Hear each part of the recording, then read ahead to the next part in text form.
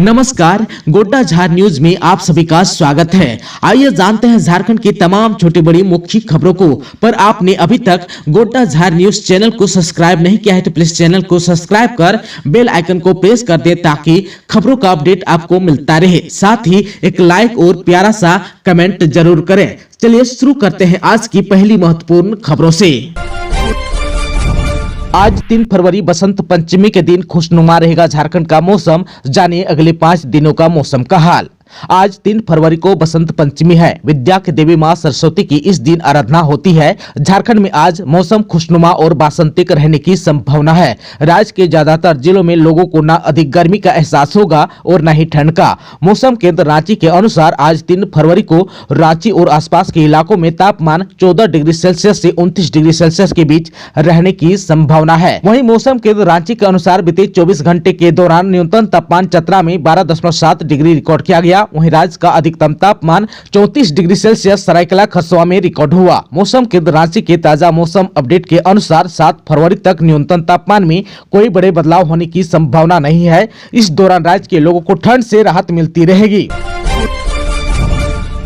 झामुमो का 46वां झारखंड स्थापना दिवस, सीएम हेमंत सोरेन पहुंचे दुमका, उमड़ा जन सैलाब। झारखंड मुक्ति मोर्चा रविवार को यानी कि 2 फरवरी को अपना 46वां स्थापना दिवस झारखंड दिवस के रूप में आयोजित किया। इस मौके पर राजमहल के सांसद विजय हंसदा और दुमका के विधायक बसंत सोरेन के नेतृत्व में एक रैली भी निकाली गई, जिसमें हजारों की संख्या में महिला और पुरुष शामिल हुए। यह रैली संथाल परगना महाविद्यालय मैदान से निकलकर गांधी मैदान पहुंची। रास्ते में सांसद और विधायक ने शहीद सिद्धो और वीर कुंवर सिंह की प्रतिमा पर माल्यार्पण किया। वहीं झारखंड के मुख्यमंत्री हेमंत सोरेन अपनी पार्टी के कार्यक्रम में भाग लेने के लिए चार्टर्ड प्लेन से दुमका पहुंचे। उनके साथ उनकी पत्नी सगांडे के विधायक कल्पना सोरेन भी मौजूद थी। हवाई अड्डे पर उनका भव्य स्वागत किया गया, साथ ही गार्ड ऑफ ऑनर भी दिया गया।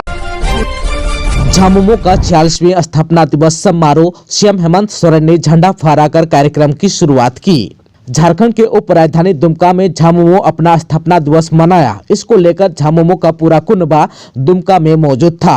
रविवार को सीएम हेमंत सोरेन व पार्टी के कार्यकारी अध्यक्ष दुमका पहुंचे। मुख्यमंत्री हेमंत सोरेन ने अपनी पार्टी का झंडा फहराकर झारखंड मुक्ति मोर्चा के 46वें स्थापना दिवस समारोह का विधिवत उद्घाटन किया। झामुमो का यह कार्यक्रम झारखंड दिवस समारोह के तौर पर आयोजित किया गया। यह कार्यक्रम देर रात तक चला। इस समारोह में झामुमो कोटे के मंत्री, सांसद, विधायक समेत हजारों की संख्या में कार्यकर्ता और समर्थक मौजूद रहे। दुमका के गांधी मैदान में झारखंड दिवस समारोह काफी धूमधाम के साथ आयोजित किया गया। इस मौके पर राज्य के मुख्यमंत्री हेमंत सोरेन, साथ ही राज्य के मंत्री सुदीप कुमार सोनू, हफीजुल हसन, दुमका के सांसद नलिन सोरेन, राजमहल सांसद विजय हंसदा, राज्यसभा सांसद महुआ मांझी, विधायक कल्पना सोरेन, विधायक मथुरा महतो, विधायक स्टीफन मरांडी, विधायक हेमलाल मुर्मू, विधायक आलोक कुमार सोरेन, विधायक लुइस मरांडी, विधायक उदय शंकर सिंह मौजूद रहे। इसके साथ ही पार्टी के केंद्रीय महासचिव सह प्रवक्ता सुप्रियो भट्टाचार्य, प्रवक्ता विनोद पांडे, प्रवक्ता मनोज पांडे समेत पार्टी के केंद्रीय और जिला स्तर के पदाधिकारी भी मौजूद थे। इसके अलावा झामुमो के कार्यकर्ता और समर्थक भारी संख्या में दुमका के गांधी मैदान पहुंचे थे।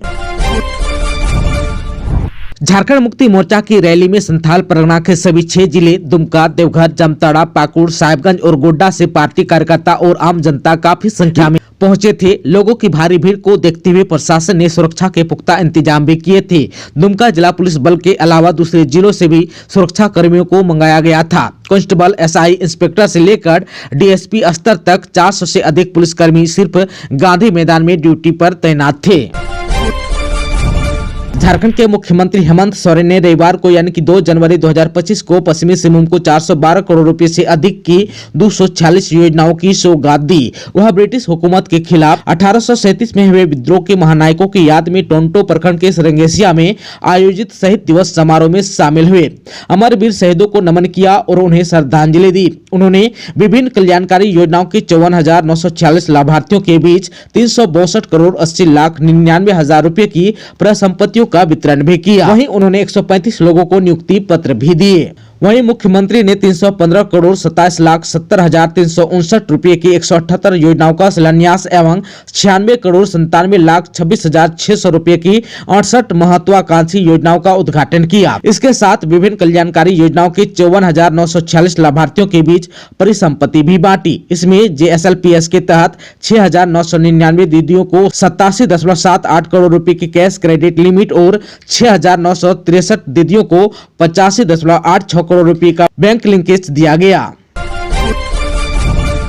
पूर्वजों की वजह से आदिवासियों को मिली अलग पहचान, हेमंत सोरेन ने कहा। मुख्यमंत्री हेमंत सोरेन ने इस अवसर पर कहा कि आदिवासी समुदाय के पूर्वजों की तपस्या, त्याग और बलिदान का परिणाम है कि आदिवासियों को आज एक अलग पहचान मिल रही है। उन्होंने कहा कि हम उन शहीदों को नमन करते हैं जिनकी बदौलत देश के विभिन्न मंचों पर अपनी आवाज बुलंद करने की हम सभी को ताकत मिली है। हमें आदिवासी होने पर फक्र है, हमें अपने शहीदों और आंदोलनकारियों पर गर्व है। आजादी की लड़ाई से पहले आदिवासियों ने किया संघर्ष। मुख्यमंत्री ने कहा कि जब देश की आजादी की लड़ाई शुरू भी नहीं हुई थी तब भी ताकतवर अंग्रेजी फौज से आदिवासियों ने संघर्ष किया, अपना लोहा मनवाया। देश के स्वतंत्रता संग्राम में आदिवासियों के योगदान को कभी भुलाया नहीं जा सकता। उन्होंने कहा कि आज भी सामंती ताकतों के खिलाफ आदिवासियों का संघर्ष जारी है। उन्होंने आदिवासियों से अपील की है कि वे अपने बच्चों को पढ़ा लिखा कर उनका भविष्य संवारे। आदिवासियों को आर्थिक, सामाजिक, शैक्षणिक और राजनीतिक रूप से मजबूत होने की जरूरत है। 9 वर्ष की पहली तारीख से ही शहादत दिवस की हो जाती है शुरुआत। मुख्यमंत्री ने कहा कि झारखंड वीरों और शहीदों की धरती है। इस राज्य में इतने बलिदान दिए हैं कि यहाँ सालों भर शहादत दिवस मनाने की परंपरा है। 9 वर्ष की पहली तारीख को खरसवा गोलीकांड के शहीदों को नमन करने के साथ इसकी शुरुआत हो जाती है। मुख्यमंत्री ने कहा कि हमारी सरकार शहीदों और उनके आश्रितों को सम्मान के साथ हक और अधिकार दे रही है। हम केवल झारखंड में महिलाओं को दे रहे हैं 15,000 करोड़ रुपए। सीएम हेमंत सोरेन ने कहा कि केंद्रीय बजट में पूरे देश की महिलाओं के लिए मात्र 26,000 करोड़ रुपए रखे हैं, जबकि झारखंड पूरे देश में अकेला राज्य है जिसने सिर्फ महिलाओं के विकास के लिए 15,000 करोड़ रुपया का बजट रखा है। झारखंड सरकार महिलाओं के आर्थिक, सामाजिक व मानसिक विकास को मजबूत करने में लगी है। प्रत्येक महिलाओं को 2500 रुपए प्रत्येक माह झारखंड सरकार दे रही है। वहीं मुख्यमंत्री ने कहा कि महिलाओं के पास पैसा देखकर चतुर लोग गांव पहुंचेंगे, तरह तरह का प्रलोभन देखकर पैसा लेने का प्रयास करेंगे। ऐसे लोगों से बचकर रहना है। महिलाओं के लिए झारखंड सरकार मैया समान राशि खर्च करने का प्लान भी तैयार कर रही है। वहीं श्रद्धांजलि सभा के उपरांत मुख्यमंत्री हेमंत सोरेन और विधायक कल्पना सोरेन ने 315 करोड़ रुपए की 178 योजनाओं का शिलान्यास और 96 करोड़ की 68 योजनाओं का उद्घाटन किया। इस अवसर पर 54,945 लाभुकों के बीच 362 करोड़ रुपए की परिसंपत्तियों के वितरण के साथ साथ 135 लाभार्थियों के बीच नियुक्ति पत्र भी बांटे। इस मौके पर परिवहन मंत्री दीपक बिरुवा, शिक्षा मंत्री रामदास सोरेन, सांसद जोबा मांझी, मंझगांव विधायक निरल पूर्ति, जगन्नाथपुर के विधायक सोनराम सिंह को, मनोहरपुर के विधायक जगत मांझी समेत प्रशासनिक पदाधिकारी उपस्थित थे। झारखंड में बीएड, एमएड और बीपीएड पाठ्यक्रम में दाखिला लेने के लिए 20 अप्रैल को होगी परीक्षा। झारखंड संयुक्त प्रवेश परीक्षा परिषद ने राज्य में शैक्षणिक सत्र 2025-27 में बीएड, एमएड और बीपीएड के प्रवेश परीक्षा और आवेदन की तारीख जारी कर दी है। आयोग द्वारा जारी अधिसूचना के मुताबिक एग्जाम की तिथि 20 अप्रैल निर्धारित की गई है। परीक्षा ऑफलाइन मोड में OMR सीट पर होगी। प्रत्येक सही उत्तर पर आपको 1 अंक मिलेगा। जिन अभ्यर्थियों को इन पाठ्यक्रमों में दाखिला लेने की इच्छा हो वे 15 फरवरी से 15 मार्च तक ऑनलाइन आवेदन कर सकते हैं। हालांकि परीक्षा सभी जिलों में आयोजित नहीं होगी। जानकारी के मुताबिक ये प्रवेश परीक्षा धनबाद, रांची, जमशेदपुर, बोकारो, दुमका, पलामू और हजारीबाग जिले में परीक्षा संचालित होंगी। कुल 100 अंकों की परीक्षा होगी। अगर आपने एक भी गलत जवाब दिया तो 0.25 मार्क्स काट लिए जाएंगे। परीक्षा के 4 दिन पूर्व तक अपने एडमिट कार्ड डाउनलोड कर सकेंगे। हालांकि रिजल्ट कब प्रकाशित किया जाएगा इसके बारे में कोई सूचना नहीं दी गई है। जिन लोगों को आवेदन करना है उन्हें 1,000 रुपये परीक्षा शुल्क देना होगा। हालांकि ये परीक्षा शुल्क केवल सामान्य छात्रों के लिए है। वहीं ओबीसी और SC/ST के लिए परीक्षा शुल्क कम है। ओबीसी कैंडिडेट को 750 रुपये देने होंगे तो वहीं ST और SC अभ्यर्थियों को 500 रुपये भुगतान करने होंगे। आप सबको बता दें कि परीक्षा में 30 प्रश्न भाषा का होगा, जबकि 40 प्रश्न शिक्षण क्षमता और 30 प्रश्न तार्किक क्षमता से होंगे। कुल सीटों में 85% सीटें झारखंड के मान्यता प्राप्त उत्तीर्ण छात्र छात्राओं के लिए आरक्षित होगी। बाकी 15% में वैसे छात्रों का नामांकन हो सकेगा जो दूसरे राज्यों के विश्वविद्यालय से स्नातक किए हों।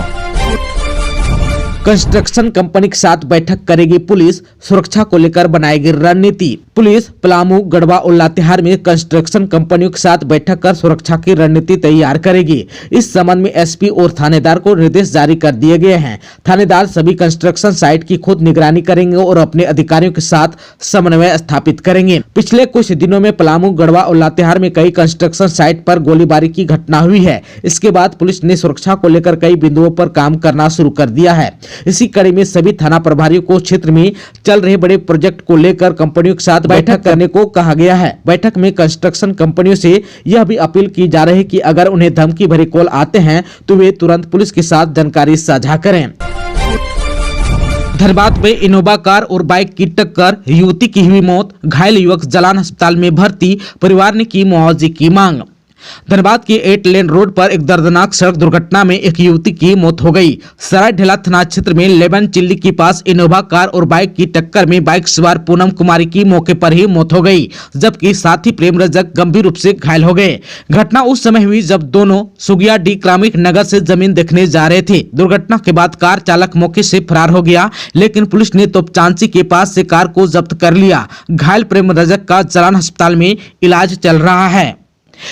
इधर जो है मृतका की बहन रूबी देवी ने बताया कि पूनम अपने बूढ़े माता पिता की एकमात्र सहारा थी। वह प्राइवेट नौकरी करके अपने शारीरिक रूप से अक्षम पिता और बूढ़ी मां की देखभाल कर रही थी। उन्होंने बताया कि पूनम अपने नियोक्ता के कहने पर ही जमीन देखने गई थी। परिवार की आर्थिक स्थिति को देखते हुए मृतका के परिजनों और पड़ोसियों ने मुआवजे की मांग की है। जलान अस्पताल में मृतका के परिजन शोक में डूबे हुए हैं। पुलिस मामले की जाँच कर रही है और आगे की कार्रवाई में जुटी हुई है। पागल कुत्ते का आतंक, एक मासूम समेत 5 लोग घायल। उदयपुर पंचायत में कुत्ते ने किया हमला, 3 की हालत नाजुक, SNMMCH में इलाज जारी।